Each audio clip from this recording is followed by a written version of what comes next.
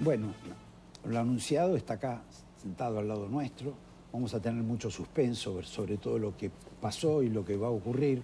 Lo cierto es que Miguel, por una nota periodística, ha sido un poco atacado por algunos de los personajes del mundo troll cercano al gobierno. De cualquier modo, eso lo dejamos para después. Mañana, cuando te veas con el ministro del Interior, una reunión que está prevista de antes, ¿le vas a pedir, le vas a ofrecer, le vas a reclamar? ¿Qué es lo que vas a hacer mañana con el gobierno con relación a este DNU que para el gobierno peligra? Bueno, hay varios temas, pero lo de mañana tiene que ver con la nueva presentación que el gobierno hace de lo que configuró la ley ómnibus. Más acotada, han eliminado capítulos que entendían que eran muy cuestionables o críticos, el tema cultura, el tema penal, la reforma del Código Civil, la ley de pesca, todos esos temas quedaron atrás. Como 500 temas.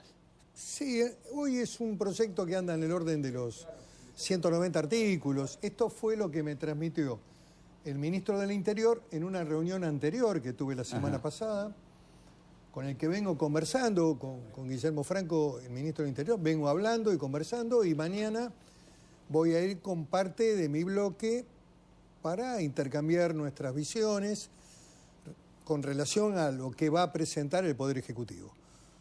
Me parece que la incorporación de lo fiscal, el capítulo fiscal, me parece que es importante y tiene un elemento que aparece, digamos, como de debate, de discusión, que es lo que se denomina la ley a los ingresos, impuesto a los ingresos o ganancias, conocida como ganancias en Argentina. Bueno, ¿cuál es el piso? Esta es una discusión. Aquí hay un dato que ustedes comentaron que tiene que ver con licuación del salario, pérdida del poder adquisitivo, bueno, de los trabajadores. Me parece que este es un tema de discusión y de debate con el gobierno, tenemos que analizarlo.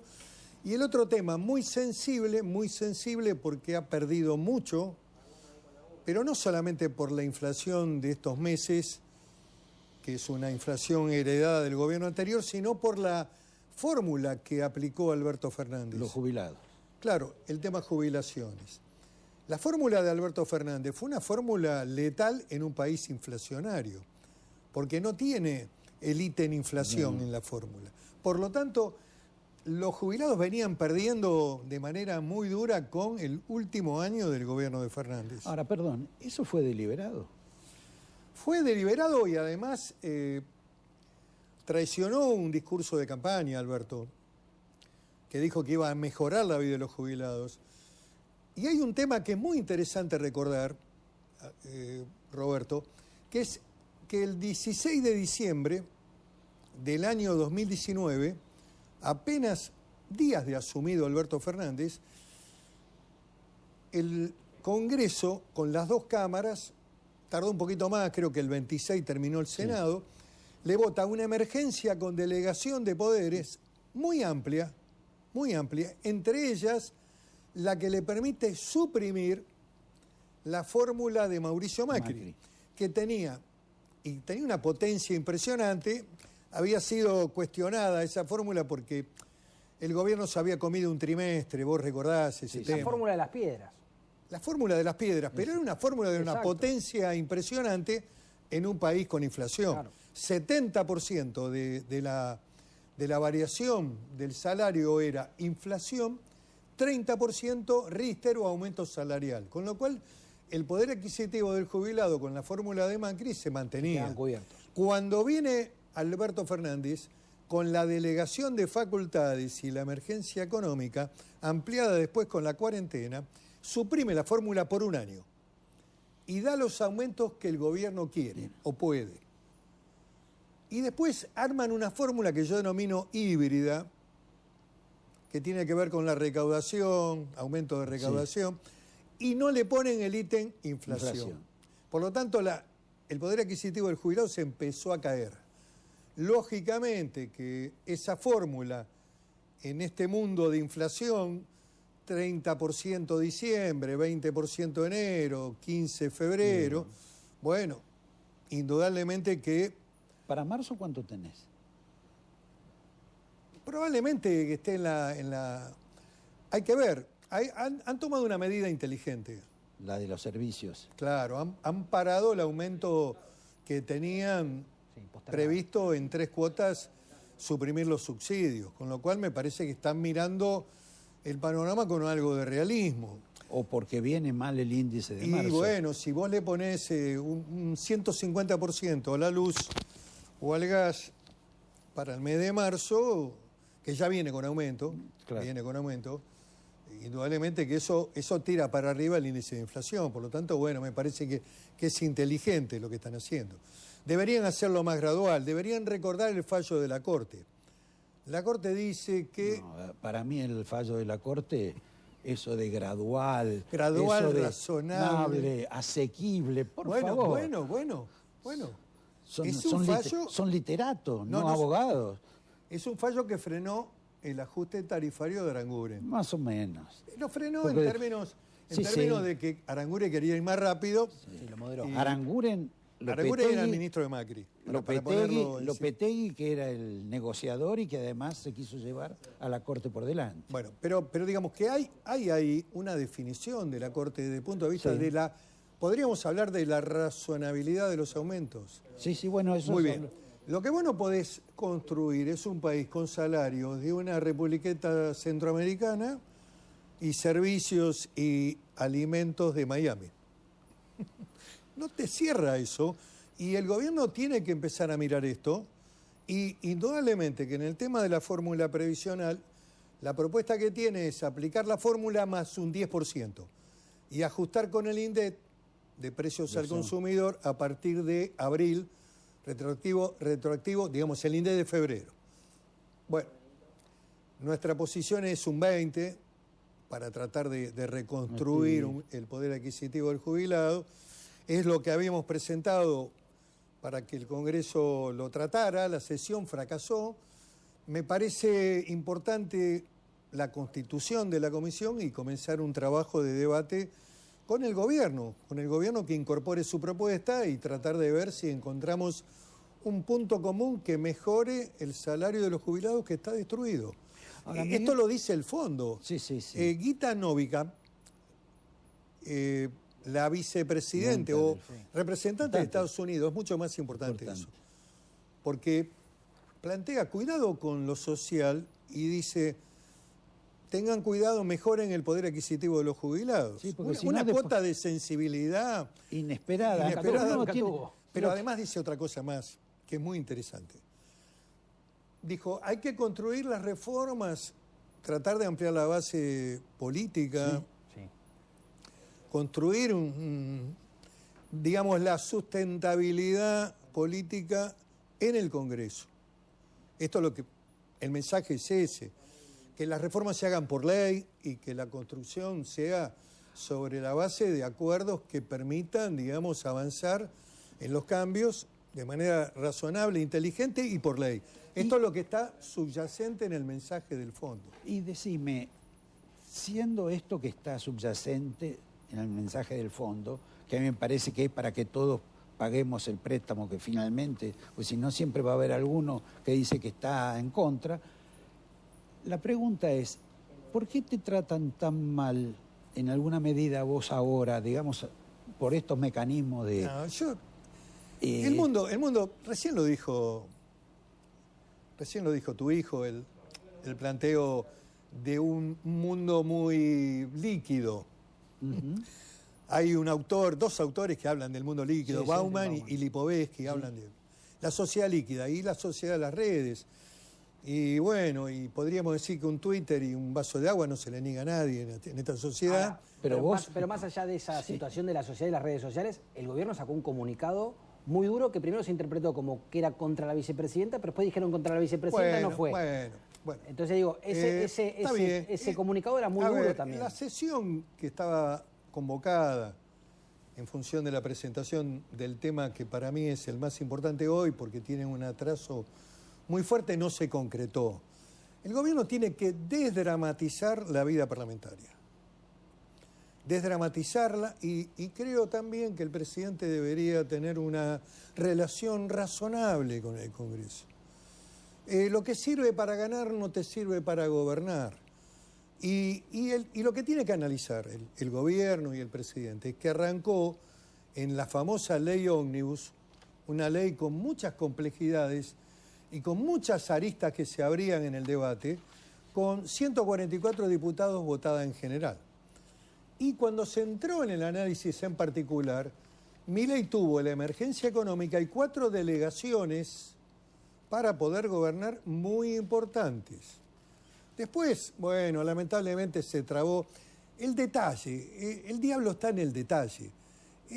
El señor Sturzenegger, que no entiende muchas veces de lo que significa la política como ejercicio de la actividad humana, pone el detalle, vamos a entrarle a los fideicomisos, cuando en realidad tal vez, debería haber habido una mera delegación de carácter financiero al presidente para acomodar las variables fiscales, organismos, bla, bla, bla, bla, cómo se hace, y después hacer lo que hay que hacer. Esas licencias para el presidente, esas facultades, ¿están contempladas ahora? Más acotadas, Roberto. Ajá. Son 3, están más descritas, más acotadas.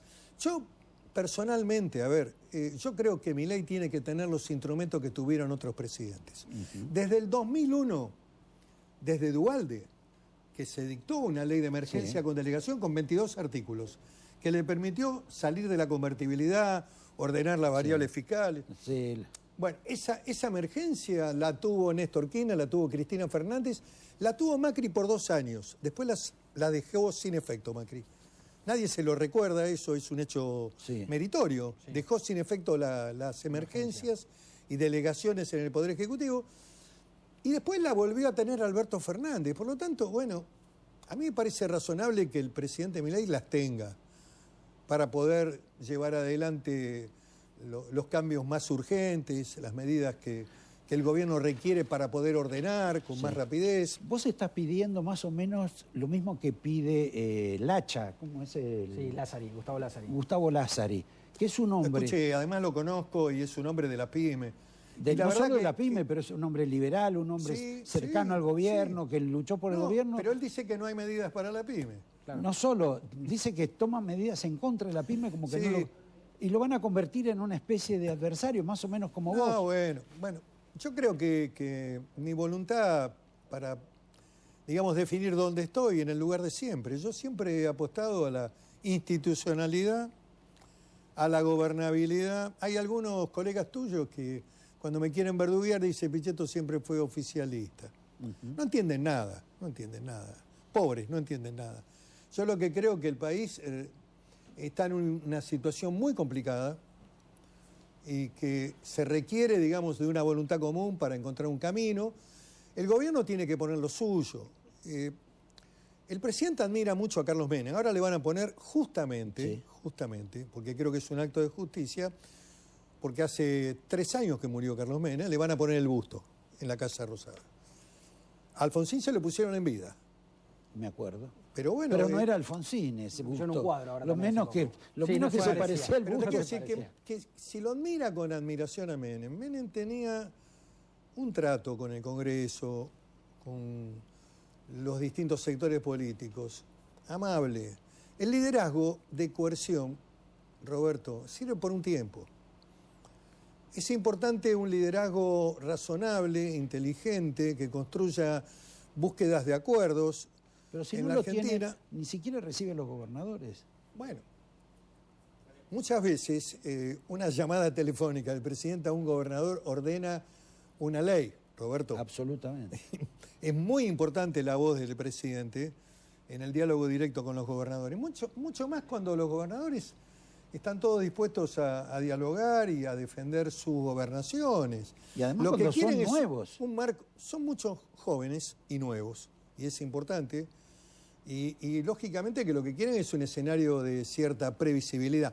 No hay que olvidarse que este esquema de previsibilidad de los gobiernos provinciales que venían con buenas administraciones y recursos fiscales suficientes fue afectado en la campaña electoral de Sergio Massa cuando modifica la ley de ganancias. La ley de ganancias es un instrumento que todos los países tienen. El fondo también la anda reclamando por ahí. Dentro de los papeles del fondo está este tema. Pero se modifica y se suprime y se pone un techo muy alto que anda en el orden de los 2.200.000 pesos, que lógicamente benefició al sector laboral, que fue también un componente fuertemente electoral y que el ministro de Economía de ese momento, Sergio Massa, le promete a los gobernadores compensar con la ley de cheque. Que se olvidó. No, perdió las elecciones. Sí, claro. Digamos, perdió las elecciones, hay un nuevo actor gobernando y lógicamente no hay compensación por vía del impuesto país, que es el que más recauda, ni tampoco quieren compensar por el lado del cheque. Se está trabajando esta idea de volver con ganancia, lo que me parece que el piso es demasiado bajo, 1.200.000, me parece un piso demasiado bajo. Ahora, Miguel, vos hablabas de esta cuestión de los consensos en la política como algo muy valioso, que es obviamente que es así. Ahora bien, del lado de Javier Milei te podrían decir, no me aprobaron absolutamente nada. Mandé primero una ley ómnibus, me la recortaron, quité un capítulo fiscal, tuve predisposición para negociar, lo votaron en contra. A ver. El DNU también lo votaron en contra. Digo, ¿a qué obedece? ¿A errores de la estrategia? ¿Al contenido? Yo creo que las formas y el fondo es importante en la política. Y creo también que uno a veces recoge los vientos que se siembran. Vos decís por lo de Cueva de Rata, vos decís por lo de la casta. Que es un error. Creo que es importante construir un vínculo inteligente, razonable y construir la mayoría. Y te digo más, para que el gobierno le vaya bien, debería avanzar en espacios de coalición con otros sectores de la política. Lo están haciendo sin decirlo. Vos, porque vos estás con López Murphy, estás con Monzó, estás con Mazó, estás con Lestolvizer. Estoy en un bloque heterogéneo que es muy parecido a lo que es la sociedad argentina. Digamos, que tiene visiones distintas, pero que hay, en general, hay posiciones razonables y búsqueda de... por ejemplo, la coalición cívica, para decir que está en mi bloque, sí, que presentó la iniciativa del tema jubilados, y que me pareció una buena iniciativa. Nunca votó, y en esto tiene que ver el líder, la líder del espacio, que es la señora Carrió, nunca votó delegaciones. Entonces, bueno, no le pidas delegaciones a la coalición cívica. Pero sí presentaron una propuesta de 15 empresas para privatizar. Y están de acuerdo con la privatización de esas empresas. ¿Qué quiero decir? Que hay que tratar de construir sobre lo positivo, no sobre lo negativo. Y yo creo que la agresión a otro poder del Estado no ayuda. Creo que al presidente le iría mucho mejor si se pudieran construir vínculos sólidos, responsables, inteligentes, y que las leyes salieran. A ver, la ley ómnibus iba a salir, probablemente iba a salir con algunas reformas. Pero a ver, esa también es la dinámica del Parlamento. Creer que la ley entra por el Ejecutivo y no se le modifica una coma, no es propio de un sistema democrático. Hay un juego que se hace entre las dos cámaras, Roberto. Bueno, pero esto se estaba acostumbrado quizá a que el kirchnerismo tenía una mayoría. Pero tenés que tener mayoría en ambas cámaras. Pero fue educado así por ahí el presidente. Bueno, si vos tenés mayoría en las dos cámaras, bueno, vos te podés plantear que la ley no se toque. Ahora, si vos no tenés y arrancás con minorías muy fuertes en ambas cámaras, tenés que construir esas mayorías. La persuasión, el diálogo, el trato razonable, el liderazgo razonable que convoca al que el pueblo lo siga, es mejor que el liderazgo de confrontación. Esta es mi opinión, Roberto. Sí, ¿y es un problema de estrategia o de interlocutores? Porque se señalaba también que los interlocutores no eran los más habilidosos para alcanzar estos acuerdos. Es una estrategia, es un error. No, yo creo que el ministro del Interior es un hombre de historia política, de construcción, de diálogo. Yo te digo más, el diálogo que tuvimos con Santiago Caputo en representación del presidente en reuniones con el Poder Legislativo, también lo destaco como razonable. A ver, puso la cara, lo que no es poco. Me parece que es importante que tener más densidad en términos también del gabinete, me parece que es importante la interacción con el Congreso. Pero yo creo que todo eso está abierto y se puede construir. Yo creo que hay una voluntad del Congreso, de la Cámara de Diputados, de que esta ley, que ahora se va a avanzar, que pase, que el gobierno tenga esta herramienta. No hay urgencia para tratar el tema de DNU, vamos a ver cómo evoluciona. No se va a tratar. Yo creo que sería muy complejo quitarle al gobierno en este momento la herramienta. Creo que hay que darle la ley que va a presentar ahora, va a haber que analizar este tema con más detenimiento, con más prudencia, con más razonabilidad y ver cómo evoluciona. Me parece que el camino es un camino, repito, al gobierno no le gusta la palabra consenso, bueno, de acuerdos. Si el Pacto de Mayo hay que construirlo en Córdoba, hay que hacer esfuerzos de todos los sectores. Esa es mi tarea como parte integrante en el lugar donde estoy, que soy diputado nacional. Y ahora, vos, diputado nacional, que ayer justo, bueno, no puedo evitar el tema. Bueno, está. Aparece una contratapa en el diario Perfil que dice que hay una conspiración por la cual vas a ser presidente de la nación, en el cual, porque coincidís, porque sos un hombre grande, porque tenés toda esa amabilidad que nos contaste a todos nosotros, que nosotros lo miramos, decir, la verdad que conversar con una persona que quiere entendimiento, no pelearse, etcétera, sería que la procedente. Argentina necesita eso, Roberto, para salir de una crisis que es muy profunda, donde la gente no tiene para comer. Ojo, y cuidado, digamos, con lo social hay que cuidarlo, hay que tratar de que porque esto de que la gente quiere sufrir... Como el tango. No. Lo que no le perdono a Fontevecchia es que haya dicho que tengo 74 años. Ajá. Un poquito de humor. ¿Tenés Roberto, 73? Tengo 73 y faltan 8 meses todavía para cumplir 74.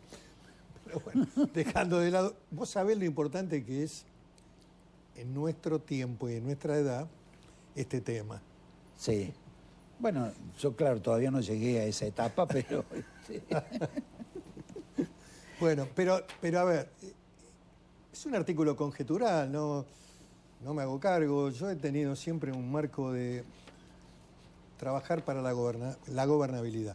Los 4 años que Macri no tenía mayoría en el Congreso, Sí. yo le di gobernabilidad a Mauricio Macri, desde el Senado. Desde el Senado tenía una minoría total. Siempre le votamos la ley de presupuestos, siempre acompañamos el pago y cancelación a los holdouts. Hemos tenido una actitud de acompañarla. Nunca estuve y ni pensé que lo mejor que le puede pasar al país es que se interrumpa un ciclo democrático. Así que no tengo nada que ver, es una proyección de un periodista, él tiene su visión. Pero él creo que lo encuadra dentro de un ciclo democrático, porque sería como en el caso de Duhalde, etcétera, un fenómeno de esa característica. Ahora, ¿por qué está inspirado eso? No tengo idea. No me refiero a lo que escribió Fontevecchia, porque tampoco Fontevecchia se le ocurrió esto en una noche y como tiene es dueño de un diario, escribió eso. Vos has escuchado, no lo tuyo, pero sí has escuchado, lo han dicho alguna gente del kirchnerismo, Milei no llega el mes próximo, Milei tal cosa. Lo vienen ya diciendo hace mucho tiempo. Yo creo que se va a quedar 2 mandatos, ¿no? Yo creo que no veo un escenario de ese tipo. Claro. No lo veo. Creo que además, si se entra en un camino de construcción y de diálogo, el punto de mayo, digamos mayo, 25 de mayo, el diálogo y la construcción de un consenso con los gobernadores le puede dar al Congreso estabilizar el Congreso.